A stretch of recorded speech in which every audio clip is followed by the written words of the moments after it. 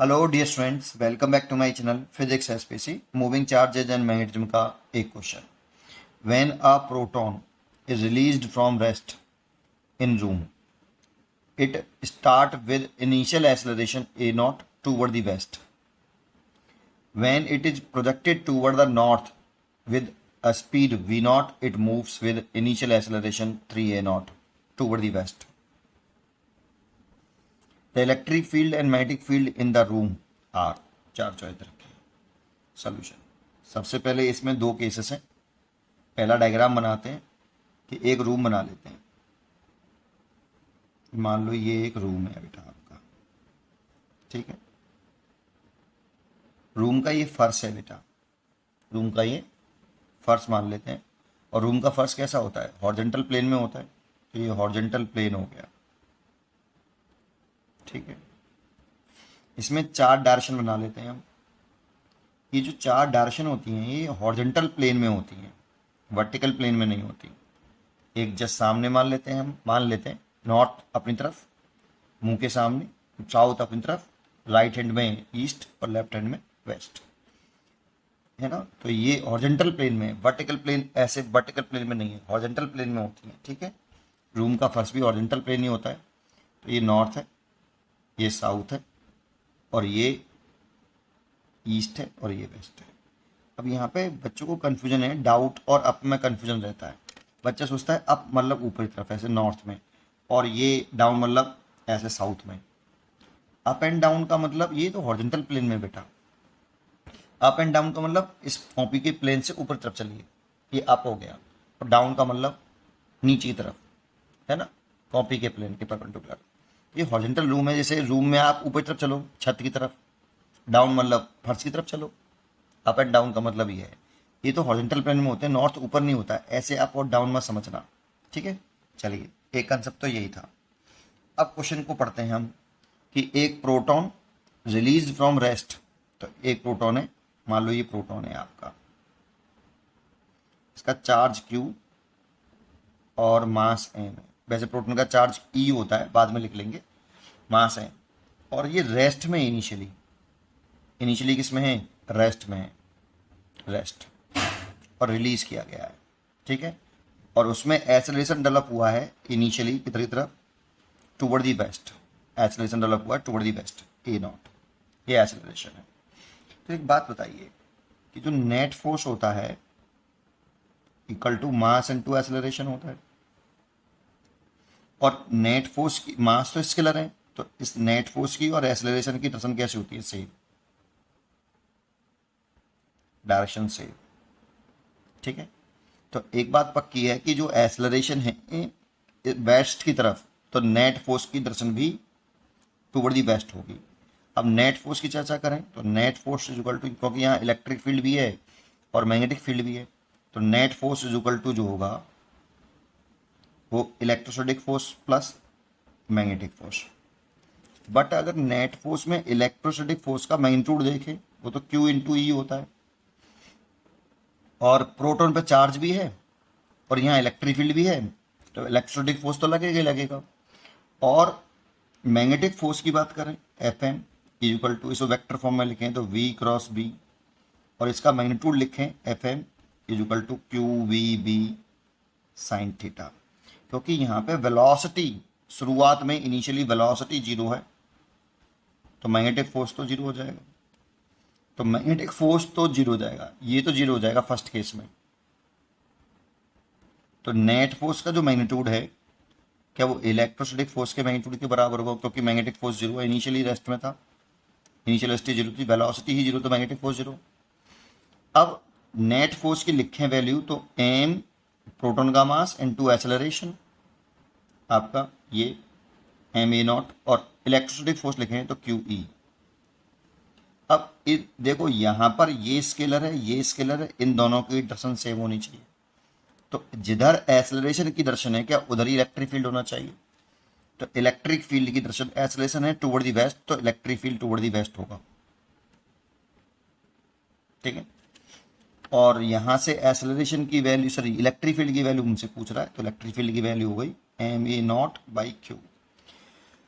क्योंकि प्रोटॉन है तो प्रोटॉन पर जो चार्ज होता है वो क्यू बराबर कितना होता है ई, तो इसे ऐसे ले सकते हैं M A not by E, और इसकी डायरेक्शन हुई टूवर्ड दी वेस्ट, जो एक्सेलरेशन की डायरेक्शन वही डायरेक्शन आपकी इलेक्ट्रिक फील्ड की। और वैसे भी हम जानते हैं कि पॉजिटिव चार्ज पार्टिकल पे फोर्स लगता है वो इलेक्ट्रिक फील्ड की डायरेक्शन में लगता है, इलेक्ट्रोस्टैटिक फोर्स।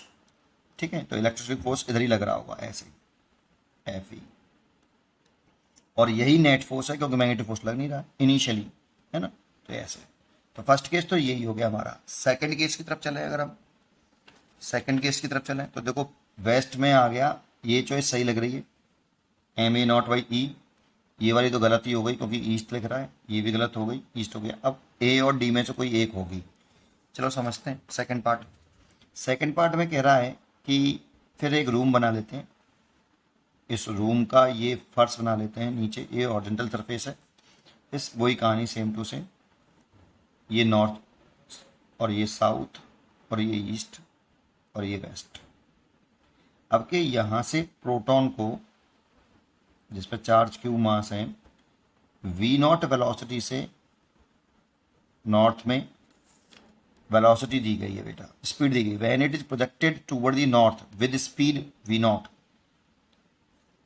नॉर्थ में towards north, it move is with in initial acceleration 3a0। तो इसमें भी acceleration 3a0 toward the waste है बेटा, तो इसमें भी एक्सेलरेशन 3a0 है ये। तो ये बात तो पक्की है, ये बात तो पक्की है कि जो नेट फोर्स होगा मास इनटू एक्सेलरेशन से, तो जो डायरेक्शन एक्सेलरेशन की वही नेट फोर्स की, तो नेट फोर्स जो लग रहा होगा वो टूवर्ड दी वेस्ट ही लग रहा होगा, क्योंकि ये वेस्ट में लग रहा है तो ये भी नेट फोर्स वेस्ट में ही लग रहा होगा अभी भी।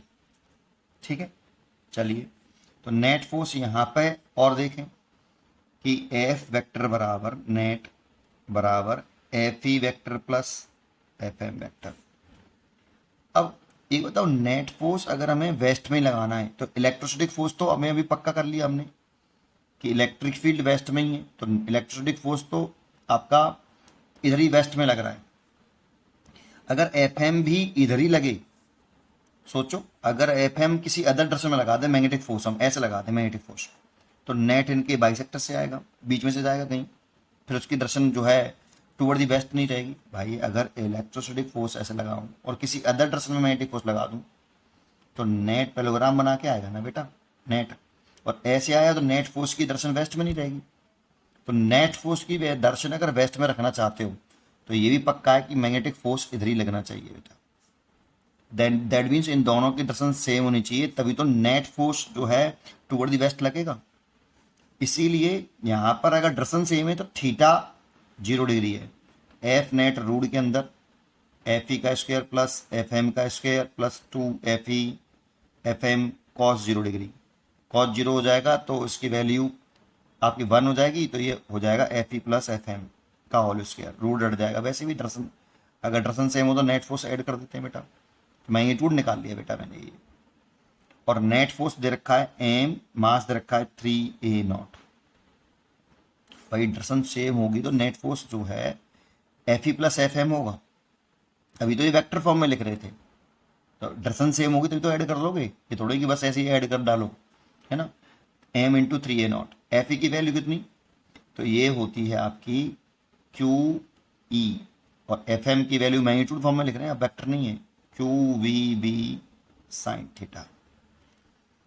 अब बेटा सबसे पहले मैग्नेटिक फील्ड की डायरेक्शन निकालो।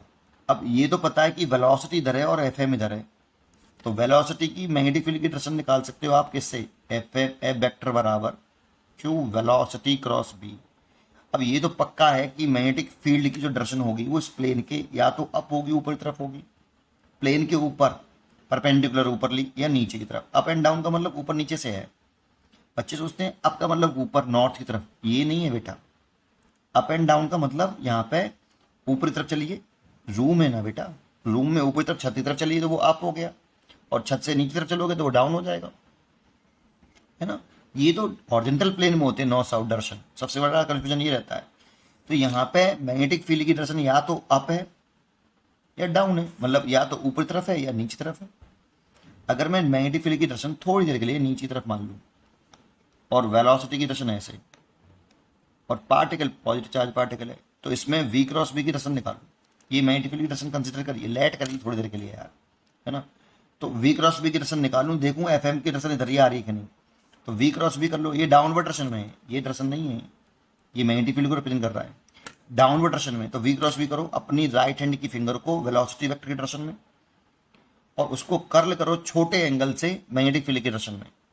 राइट हैंड की फिंगर को वेलोसिटी वेक्टर की डायरेक्शन में रखकर छोटे एंगल से मैग्नेटिक फील्ड की तरफ घुमा दो। तो देखो v क्रॉस अंदर की तरफ घुमा रहा हूँ, क्योंकि अंदर की तरफ तो मैग्नेटिक फील्ड है ऐसे, तो थंब इधर आ रहा है, तो मैग्नेटिक फोर्स इधर लग रहा है बेटा, और चाहिए भी इधर ही हमें, टूवर्ड दी वेस्ट। अगर हमने मैग्नेटिक फील्ड की डायरेक्शन ऊपर मानी होती, दैट मीन्स अप मानी होती, और वेलोसिटी तो ऐसे है ही है v नॉट ऐसे, फिर डायरेक्शन निकालता। तो राइट हैंड की फिंगर फर्स्ट वेक्टर की डायरेक्शन में, दैट मीन्स वेलोसिटी की डायरेक्शन में, छोटे एंगल से ऊपर तरफ घुमाऊं, मैग्नेटिक फील्ड की तरफ घुमाऊं, तो ऐसे, तो थंब इधर आता, इधर फोर्स नहीं चाहिए, चाहिए इधर ही, ये तो गलत है। अब तो मैग्नेटिक फील्ड नहीं होगा, डाउन ही होगा मैग्नेटिक फील्ड बेटा। तो यही खत्म हो जाता है आंसर। अगर करना चाहो तो करो, नहीं करना चाहो मत करो, डाउन रहेगा, तो ये आएगा बेटा, ठीक है।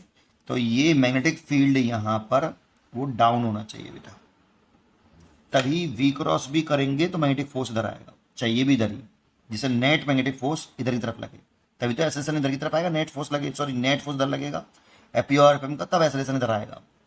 चलिए खत्म। 3ma is equal to Q की जगह पे E, और इलेक्ट्रिक फील्ड अभी हमने निकाला ma/e, तो ma0/e plus E velocity v0, magnetic field v, और एंगल 90 डिग्री, वेलोसिटी और मैग्नेटिक फील्ड के बीच में 90 डिग्री है। देखो E से E कट गया, इसको इधर ले आओ, तो 2ma0 हो जाएगा equal to E V naught B sine 90 की वैल्यू 1, तो मैग्नेटिक फील्ड निकालें तो 2ma0 ओवर कितना ई बी, ये फॉर्मूला, सॉरी ई वेलोसिटी आएगा v0, ये फॉर्मूला हो गया। तो इसका जो चॉइस है वो आपका ए चॉइस करेक्ट है बेटा, ए चॉइस इज करेक्ट, ठीक है। उम्मीद करता हूँ कि आपको ये जरूर समझ में आया होगा। पढ़ते रहिए और खुश रहिए।